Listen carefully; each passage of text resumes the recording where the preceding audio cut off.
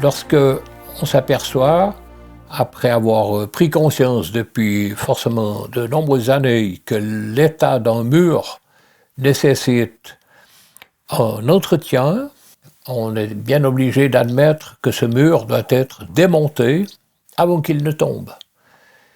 Si on arrive à démonter un mur avant sa chute naturelle, il est bien évident qu'on arrive ainsi à économiser une somme importante, parce que le fait de reprendre des pierres tombées, complètement mélangées à de la terre, dans une pente, c'est un travail qui est absolument énorme, très très compliqué, et très long, fastidieux.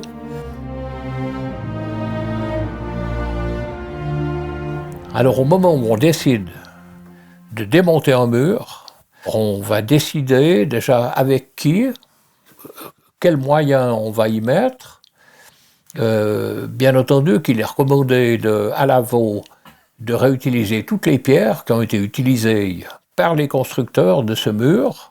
On va d'abord le démonter, on commence par enlever les pierres qui sont dans la partie supérieure du mur, les couvertes qu'on va mettre de côté, dans un endroit qui permettra de les reprendre facilement. Et ensuite, alors, on démonte le mur lui-même.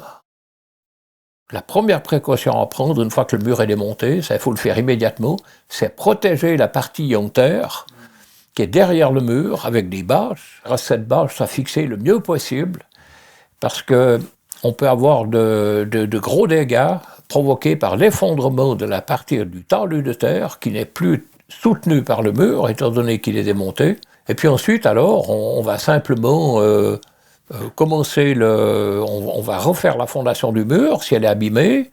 Si elle est en bon état, ce qui est souvent le cas, on va nettoyer les pierres de manière à éviter tout contact de terre entre les pierres avec la base du futur mur. Et puis ensuite, on va le remonter, on prendra la précaution, bien entendu, de donner un fruit au mur, c'est-à-dire lui donner une certaine pente qui va appuyer le mur avec une pente de 3 à 5%. Et puis ensuite, alors, on va simplement travailler de manière assez logique. Les pierres les plus grosses, on va commencer par les mettre au bas du mur.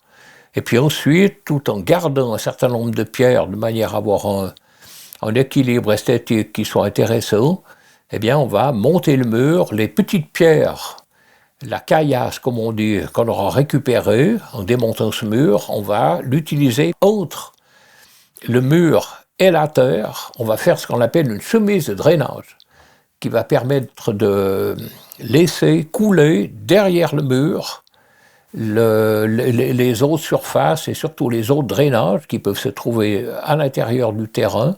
On va évacuer cette eau. Puis ensuite, une fois que le mur est monté, on va terminer la construction par la pose des couvertes, des pierres plates qu'on aura mis de côté. On va les remettre en place. Ensuite, alors, on va crépir ou non, ça dépend de l'état de la pierre, si c'est des pierres dures ou si c'est des pierres gélives, celles-ci, on va les crépir de manière à les rendre étanches, que l'eau de pluie ne trempe ces pierres et les fasse sauter sous l'effet du gel. Voilà quelques précautions élémentaires à prendre avant de commencer le mur. Je pense que c'est bien de discuter ensemble avec les partenaires, les personnes qui vont remonter, faire ce travail ensemble, de manière à ce que l'objectif soit clairement défini.